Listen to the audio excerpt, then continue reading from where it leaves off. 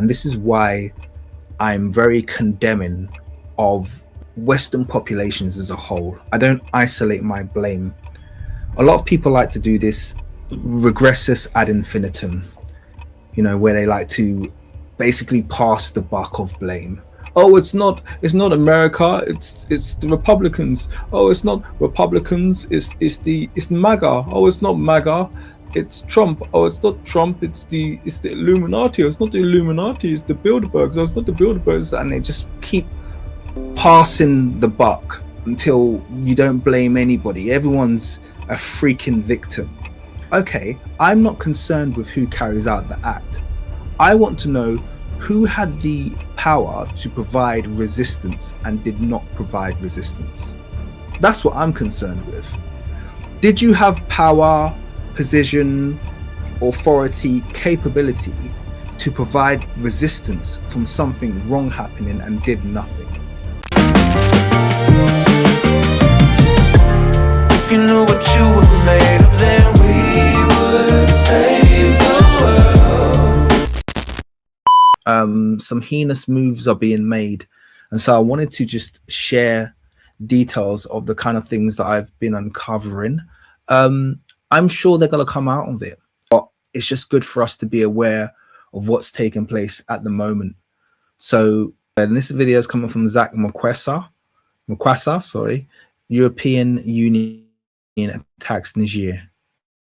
You're African people. You need to be nice to them because you're part of the same group. Because if you don't, you're going to live the consequences. You understand that? You know you don't have to pretend you're somebody else, right? Wherever you are, those are your people. You need to take care of them, look after them, right? Now, fellas, thank you very much for stopping. I appreciate you. Today is a beautiful day. We need to talk about something very interesting, and we're going to be very, very quick. The European Parliament, right here, where all the people that harassed everybody else in the world historically by killing, unaliving, and taking their land. Exactly what I was saying earlier. Okay, the European Parliament, they're devils of the globe who go around doing whatever they want, and then, you know, passing judgment and acting like they're a moral superiority when they haven't done anything morally superior in the last 300 years. Everything they've done has shown them to be morally inferior to the rest of the globe.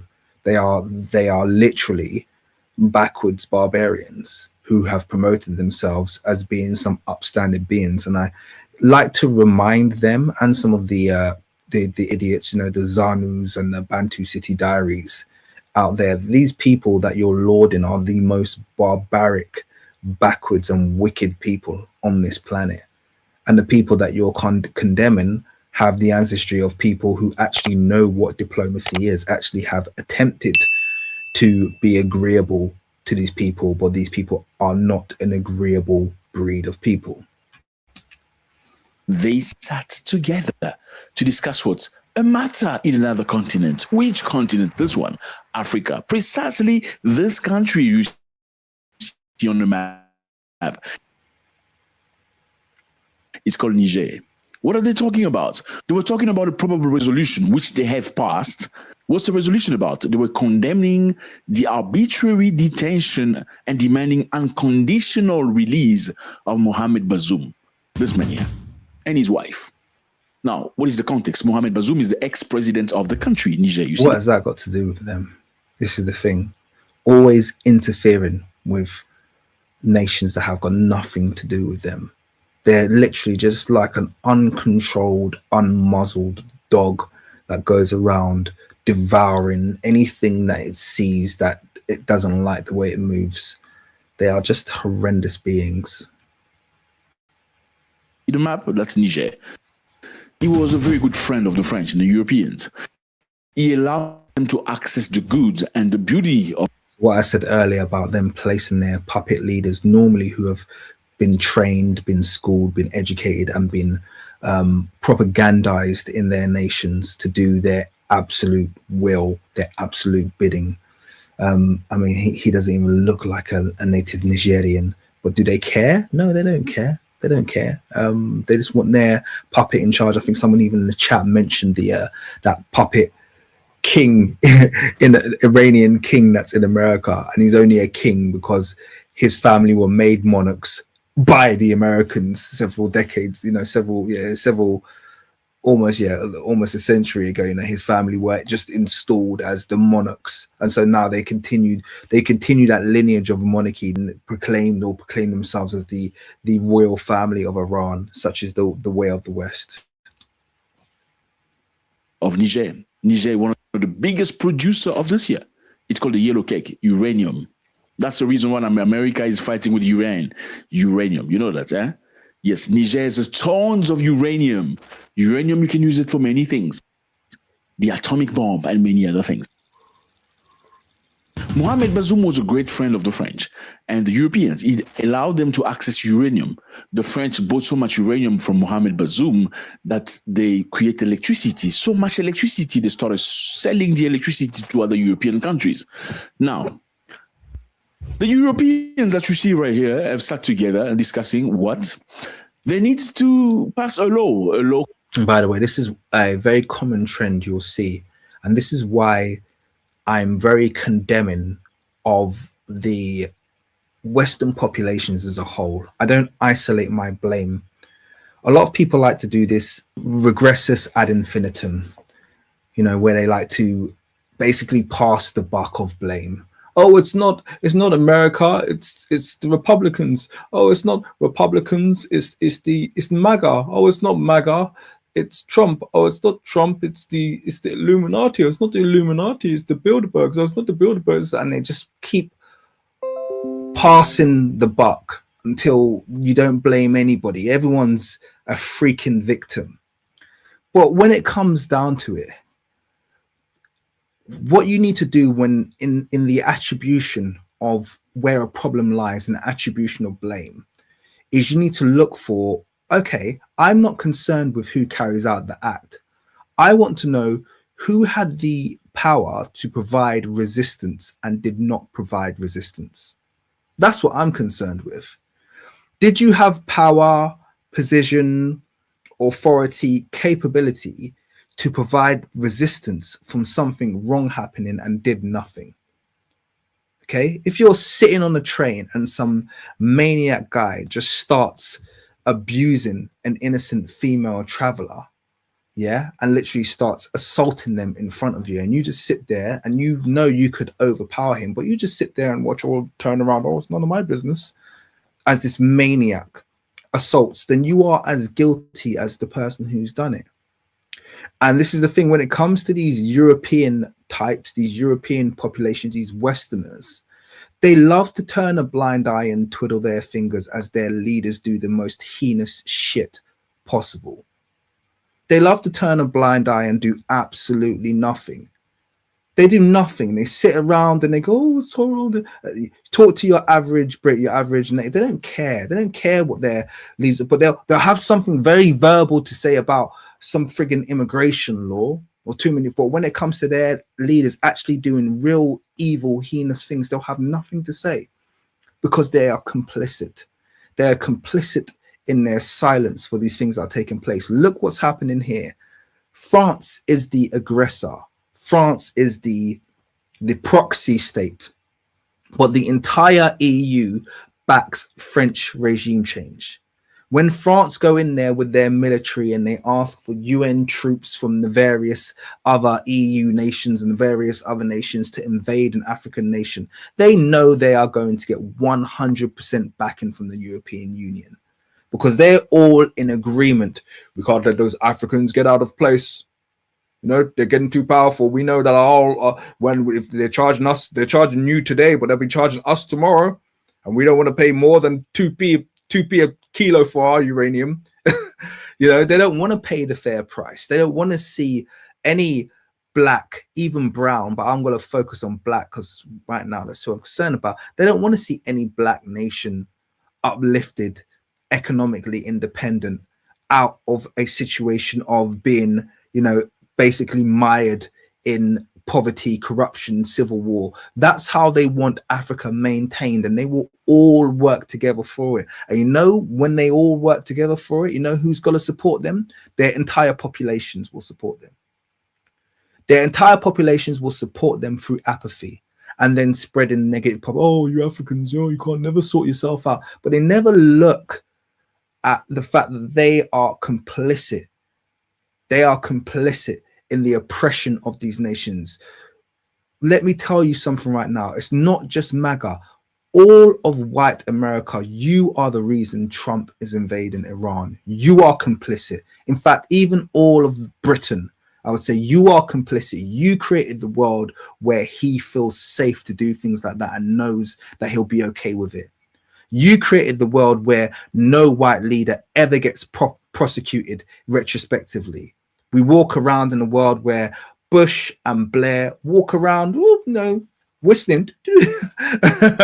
The sun shines bright for them. They're picking daisies. They are retired and living their best life after committing one of the worst genocides in recorded history over a war they started, an illegal war they started over false pretense. Has there been an ICC arrest? Do you see them sitting in International Criminal Court? Do you see them paying for any of their crimes? No. Do you see any of these people that you live around complaining?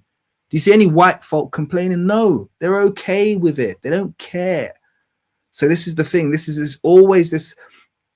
I don't allow them to do this kind of this kind of regress this ad infinitum where they just want to, oh, it's not us, it's them. No, it's you. It's you. You're all complicit. This is proof you're all complicit when it comes to stuff like this. So it's us against the world. Yeah. The only people that are going to back Niger is us. Okay. We're the only people who go, we have to be verbal about this. Okay. We have to be the ones to back Niger. We have to be the ones to back Mali. We have to be the ones to back Burkina Faso. We have to be the ones to condemn Nigeria and condemn Ghana for being puppets. Yeah, we have to be there because they are never going to support us in this struggle. They're never going to support us. They're going to do what's right for them, and what's right for them is keeping us oppressed. Condemning the arbitrary detention of Mohamed Bazoum. Mohamed Bazoum was overthrown by this man here, Tchiani. Okay, he was overthrown. Tchiani is the president. Shout out Tchiani.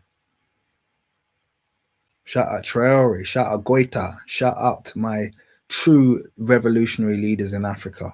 Right now, he's a solo. First, let's listen to this. Listen to this. Monsieur le Président, Monsieur le Commissaire. President, Commissioner, dear colleagues, tomorrow we'll be voting on an urgency resolution which I set great heart by. We call for the release of the president of Niger, Mohamed Bazoum. It's the fourth time. They just called him the president of Niger. Can you imagine that? They're still calling him the president. They're not saying release him as a, extradite him to us. No, they're saying we call for the release of the president, your puppet that you put in place. They don't care about the general population, who the general population actually want in charge. They don't care. They don't care about the people. These people are so evil. Do you understand how wicked these people are? It's beyond comprehension. Now, since 26th of July 2023, when the coup took place, the military have basically cut him off from the outside world. He doesn't have. What about your coups? What about your coups that take place? Your various military coups? What about, like I mentioned earlier, Ouattara? What about him? What about that coup? What about your long-term coups like Kagame of Rwanda? What about those people who have been in Paul Biya? What about these people who are in your pocket, who have been serving forever, okay, who are illegal in terms of their presidencies? How long? They are dictators, they are despots, but you're happy as long as they are giving you the free trade deals that you want, and their entire nations are living in abject poverty. That's all that makes you happy. Access to a phone, and there's been 950 days of unjustified detention. Now he's democratically elected, and he contributes. Can you believe these people talking about democratically elected? They're friggin' despots. They like to call them democratically elected.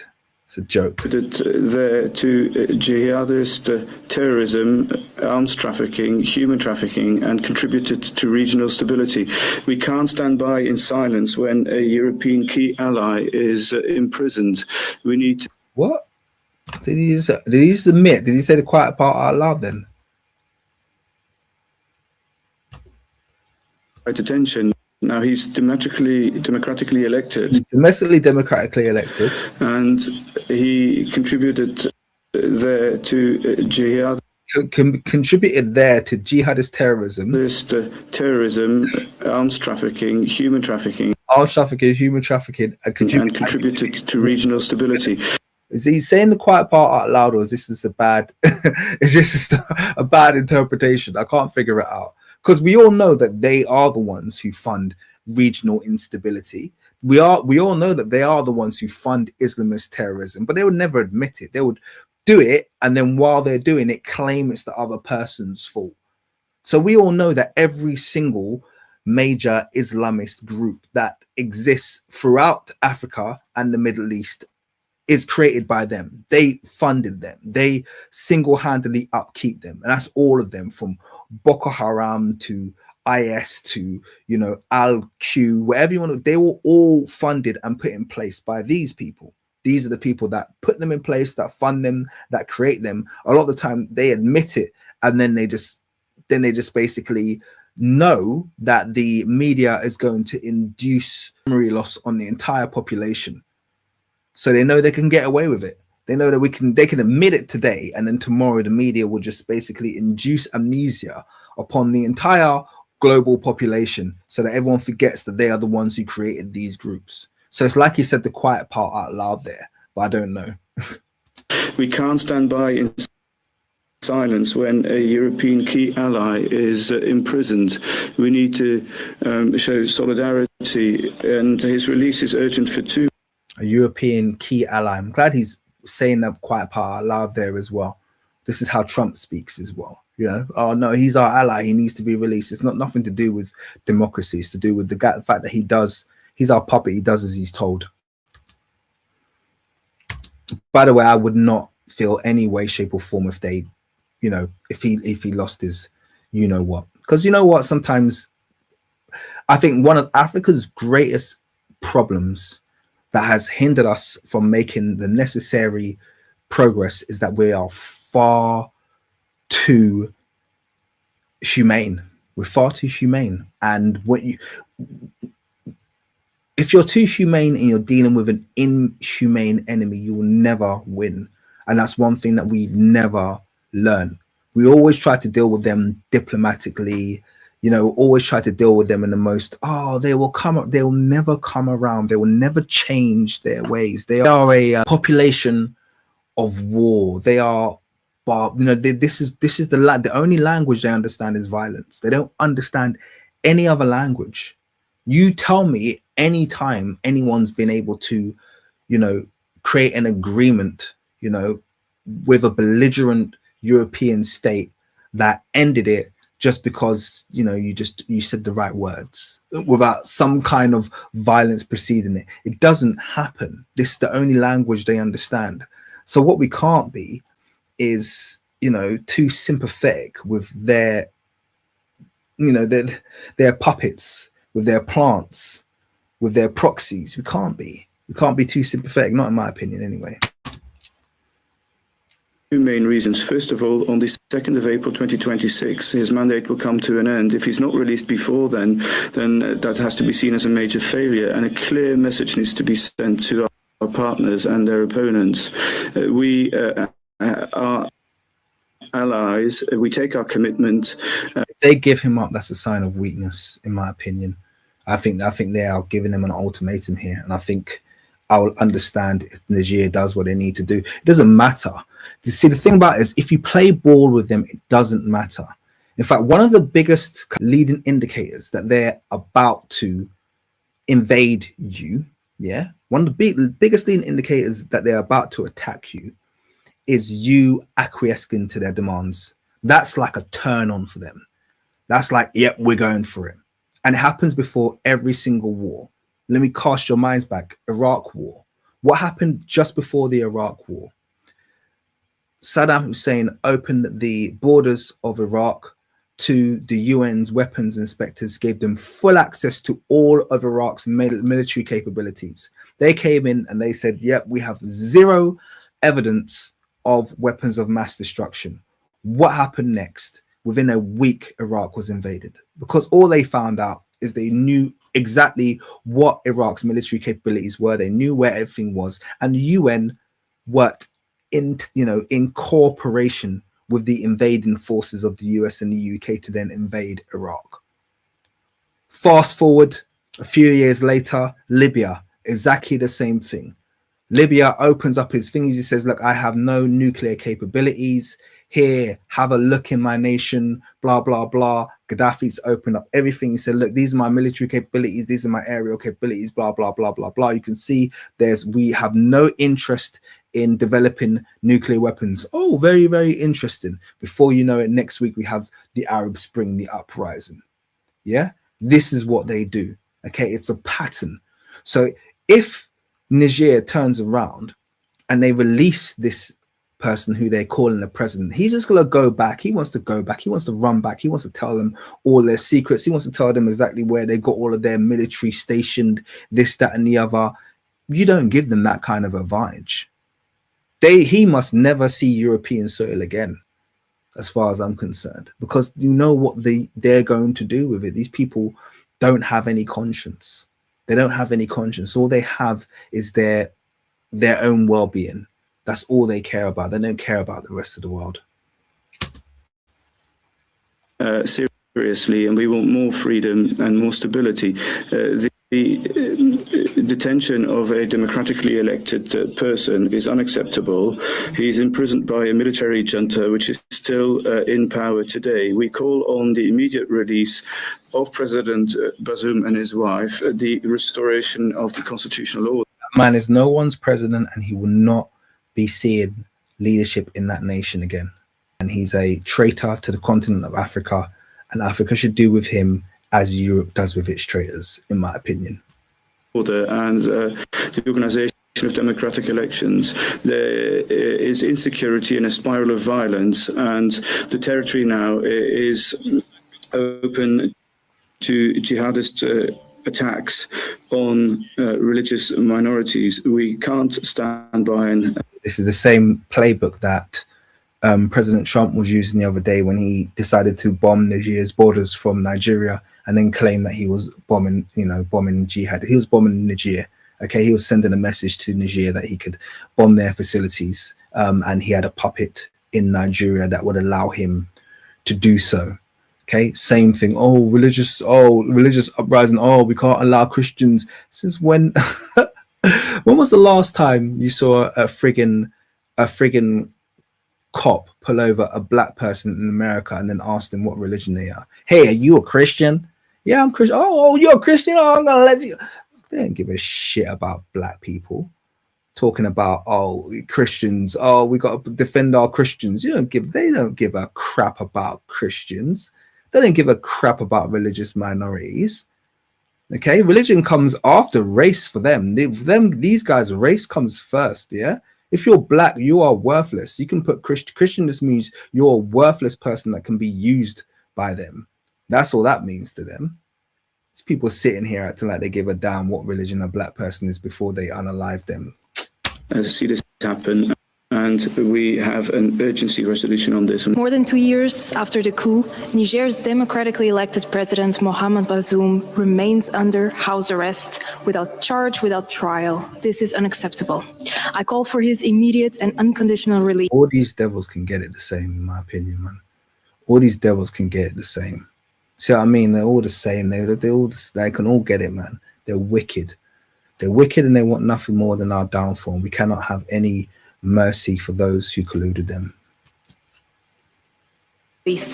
Not only for him, but for all those arbitrarily detained. So we need to talk about this. Why? Because this is very interesting. I mean, it's nice to hear them saying, you know what, we need Mohamed Bazoum to be released from detention, because the man is still detained in his house up until now. In 2023, he was arrested. He was kicked out of power. He's still in prison. Not in prison, but he's in... He's lucky he gets to stay in his house. I think they've done him a solid. They've done him a solid, but they're still calling him president. So they don't want him released. They don't care about him being released. They want him in power. That's two different things. In his house with his wife. Now, it's very interesting to hear Europeans saying we need to get him out. It's unacceptable. But in the meantime, a couple of days ago, Venezuela was taken by special force where the president was kidnapped, taken to another country. But no European nation has asked for the Venezuelan president to be released. What an excellent analogy there as well, or comparison, I should say. What an excellent comparison. Okay, where is this same energy for the release of the Venezuelan president who's been kidnapped by a foreign, not even by a coup, but by a foreign leader? Goodness me. Isn't that interesting? Let me repeat myself because you didn't hear that. Venezuela was attacked a couple of days ago. Okay, they took the president. He was kidnapped, blinded, and taken all the way to the United States of America, where he was thrown in jail. And no European made a noise about it or talking about it. And this is exactly what I said before, because they all play ball. They all play ball. They all, their little quiet protest. Oh, that was, it didn't even take, in the UK, it didn't even take 24 hours. We were hearing about this and we were like, everyone was in, oh my God, did you hear what Trump did? He kidnapped the president.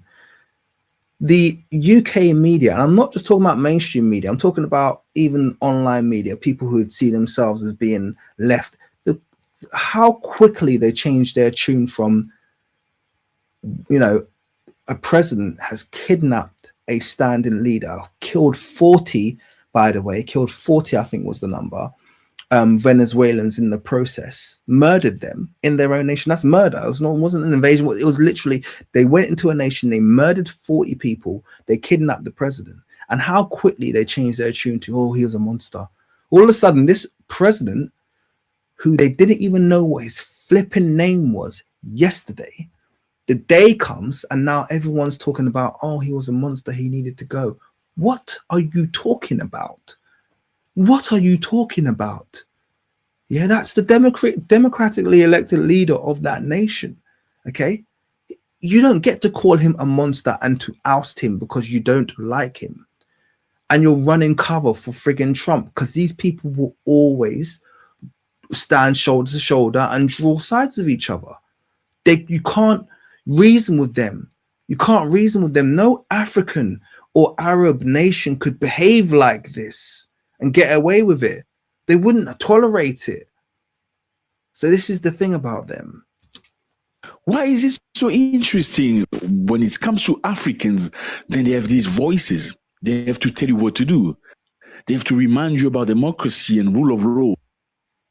But when it's about them doing things to other people, nobody cares. Why is it weird that when Russia goes to Ukraine, everybody's up in arm and angry and stuff, but the other people can go to Iran and bomb and nobody says a word? Are you still believing that we believe in a fair world? That is crazy. Compare the condemnation of Putin when the Ukrainian war, which had far more, you know, precursor dialogue, far more, you know, out ramps for the Ukrainians, far, you know, before that had to be escalated to violence. Yeah. And to be honest with you, if you know the backstory of that, Russia really didn't have a choice, because Ukraine was essentially offering their nation up wholly to be occupied by NATO and make themselves a very convenient station by which Russia could be attacked. And Russia was like, no, we're not having that. Yeah, this is how you're going to conduct yourselves. And Ukraine turned around and essentially said no. So they said, okay, cool, we're gonna do what we need to do to defend ourselves. I'm not saying whether it's right or wrong, to be quite frank. I couldn't care less. None of my business. But what is interesting is what he's mentioned there. It's the double standard. It's the widespread condemnation of, and this was unanimous, widespread and unanimous condemnation of Putin that lasts to this day. Yeah. Versus the widespread acceptance. Kind of like, oh, I mean, it's kind of like, oh, don't do it, Trump. Oh, why did you invade? But now he's invaded. It's like, oh, well, what should we do now to adjust to this new world where he's invaded? No one's turning around and saying this guy is a monster. Stop him. And that's the big difference that's being made there. Now, let's look into this. Tchiani overthrew Bazoum very simply. Okay, Tchiani was a commander in charge of Bazoum's presidential guard. That's why they say you must be very careful who you put around you, right? He was his bodyguard. You overthrew him. Why? Because number one, security had gotten worse in the country. A lot of jihadists and all these extremists killing people. Number two, the economy was failing and the people were suffering. Number three, so much foreign interference. French people were controlling the economy of the country. So the guard said to the president, Mr. President, I'm not going to kill you, but you're not going to be president anymore. Some people say the reason why he overthrew Bazoum is because he knew that Bazoum was going to take him out of his position, because Bazoum was just about to change, stuff and all that stuff. So he saw that as an opportunity. If I'm being released from this job, maybe this is a great opportunity for me to do what I have to do. Now, the question is, what has Tchiani done this far since he removed Bazoum? Number one, he ordered the withdrawal of French, Americans, Germans, and Italian troops from his country. These people used to stay in the country for nothing, supposedly fighting against jihadists and terrorists, but they were not doing anything because the removal of military bases is so important for any African nation to move. And what you've found happening concurrently with the removal of these military bases across the Sahel is the restationing of these bases in ECOWAS regions, or I should say compliant ECOWAS regions. Nations like Ghana, Benin, Nigeria, who have been inexplicably just opening their doors wider and wider and wider, which is just like, it's painful for me as a Nigerian witnessing how much we are essentially just offering ourselves to the Western nations, the Western hegemony. It's just like, it's painful to watch, because we are not in a position. Nigeria right now is in a position where it really quite literally needs no one. It needs no one. It has huge mineral resource. It has its own refineries. It's stationed and positioned so well for the future, and yet it's operating like the most poverty stricken undeveloped nation, that out with its begging bowl. And obviously we know that this is Tinubu's MO. He's got this, he's just the puppet of all puppets. So forget the other African nation. Tinubu right now may very well be, in fact I would argue that Tinubu is the worst president in Africa right now, and he's just basically doing, he's devolved Africa to the tune of devolved Nigeria to the tune of about 30 to 40 years with the decisions that he's made. He's absolutely horrendous. So it's just really painful to see that this good work that's being done in the Sahel is being reversed in the ECOWAS regions. Obviously we know nations like Ivory Coast have no choice. They had their democratically elected leader overthrown and replaced. It's just, yeah, it's very, very painful right now, given that I love the ECOWAS so much and it's such a great place to visit right now as well. We are destabilizing ourselves with this allegiance, this inexplicable allegiance that we have to these Western nations. the jihadists still killed people every single day. So why are you here if the reason why you're here, you're actually not doing the reason why you're here? Why are you here if the jihadists are still killing people every single day? He asked them to leave. Well, he asked Americans to leave too, because American had a special base supposedly to monitor terrorists around Africa. But in the meantime, while you have a base in my country monitoring terrorists, but in my very country, terrorists are still killing people, please get out. Number two, he has built close ties with African countries like Mali, Burkina Faso, and Niger. When Bazoum was president, the ties were very untying, you know what I mean? It's like brothers don't talking to each other. I would love to see Mauritania join the alliance. I'd love to see an uprising in Mauritania, similar to one that Bazoum done. I mean, similar to the one that Tchiani done in Niger. I'd love to see that, because Mauritania is being increasingly encroached by those that do not classify themselves as African, let's just say. And I would love to see, I would love to see an empowerment of the indigenous, the African indigenous from the invaded class. So I'd like to see a similar thing happen in Mauritania, and I think it potentially can happen. Let's see. And in the Western Sahara as well. I think the Maghreb regions obviously are too far gone at this stage, but I think Western Sahara and Mauritania certainly could see a reverse of these of the current the current direction they're heading in. Each other, you don't care about one another. But as soon as Tchiani took power, he looked into his brothers. He look at them, the neighboring countries. They are the same people culturally. Number three, security has improved since Tchiani has taken power. From now on, farmers have returned to the field in rural areas where they ran away. They're back. Number four, he has reinforced respect for local people. So even though the man has turned away from France, okay, he's now looking into Russia and China. What he has done is amazing. What? You know, a couple of months ago, there was major big salary gaps, you know, in this one of these companies, a petroleum company run by the Chinese in Niger. Now, the Nigerian hired some people from China who were getting paid $8,000 per month, and local Nigerian were getting paid $1,200 for the very same position, very same qualification. 8,000 for the Chinese national and 1,200 for the Nigerian. So Tchiani said, we cannot do this anymore. He fired some of the big people in that company. He fired them, go back to China. He ordered, if you've been working here for 4 years, you must go back to China. We need to hire more locals. That's what he's done for his normal people.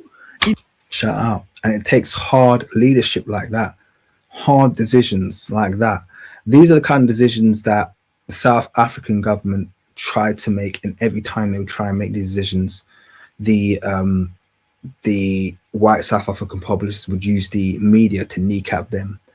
And once again, they knew they would always get the overseas support from the EU, from the European nations, from the white nations, because when it comes to their best interest, they do know how to draw ranks. They know how to say, no, we are standing shoulder to shoulder with each other against against any kind of, you know, independence movement that we're seeing amongst, you know, native populations, amongst black populations, Africans, etc. They will always stand and draw ranks against us. That's what they do.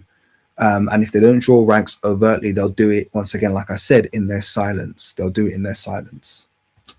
In March 2025, he ordered the 3 top Chinese oil executives to leave the country within 48 hours for mistreating the locals. A lot of African countries don't do that. Okay, we're talking about this Niger. I mean, I understand nobody's perfect, but I want you to understand the context. Now, there was a hotel made by the Chinese, okay, in Niger. You know, Chinese come and build hotels and all of that. This hotel was shut down. Why? Because apparently this hotel was doing negative things. What negative things? Well, the reason was very simple. They talked about discriminatory practices, including unjustified denial of access to people of other nationalities. Chinese people in Niger opened a hotel where they only accept Chinese people as guests, no black people, okay? To be honest with you, there should have already been a blockade on them writing the name of the sign in Chinese. That shouldn't have been allowed. There needs to be laws against that. Now, obviously, the argument being made is the colonial language is French. Am I saying they should bar French? That's probably going to be too difficult to do. It's too early stages, too difficult to do. It's still the lingua franca of the region, and actually it's quite convenient for the Sahel regions to have that ability to communicate with one another in a single language. So I'm not suggesting that Africa is incredibly complex.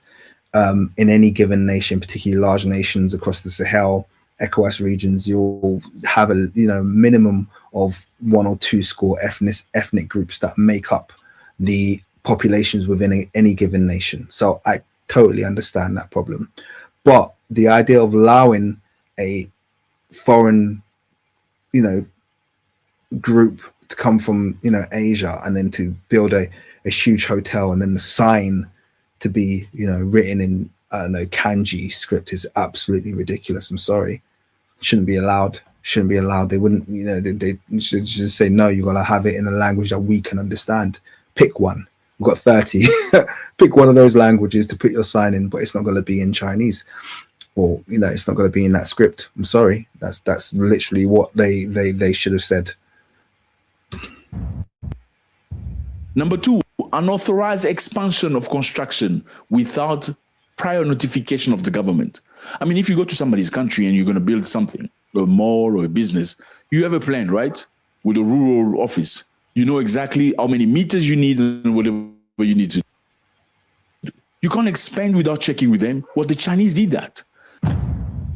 Number three. I'll say something. Africa, and I'm not speaking for all of Africa, but the nations that I know, because I'm interested in land and development for obvious reasons.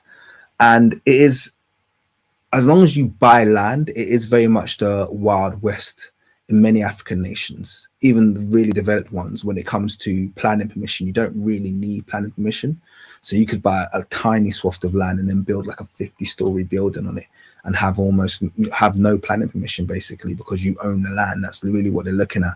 And if you live next door to that and you have all of your light blocked out by some massive 50-story building, it's kind of like, well, just deal with it.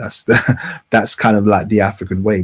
Buy a bigger plot of land where the shadow isn't cast directly on your, so it doesn't have the protections that they have in the West. So I would like to see what the agreement was. Like, were they building on their land, or were they overstepping or encroaching someone else's land? Or does Niger have more advanced planning policies than other African nations, which could also be possible? Inaccurate and false reporting of data. Okay, they were not paying tax accordingly. This is what Tchiani has done since he's there. Yes, Mohamed Bazoum is in jail. Not in jail, he's in the house with his wife and stuff. They're not releasing him for a very crucial reason, which we talk about next time. Well, shout out Mohamed Bazoum, whatever his name. He can stay in jail. He can rot in this house or wherever it is for like a. I have not got no time to feel sorry for him. Especially he poses more of a threat than anything else, and I think naivete has been the bane of many an African uprising, have been ruined by the fact that we are too naive and too trusting. So yeah, I hope he stays there and he rots. That's enough of an update. I hope that was informative. This is an excellent video, by the way. Subscribe to Zach Makwasa if you haven't already. Superb analysis and breakdown there. Really enjoyed and learned a lot from that.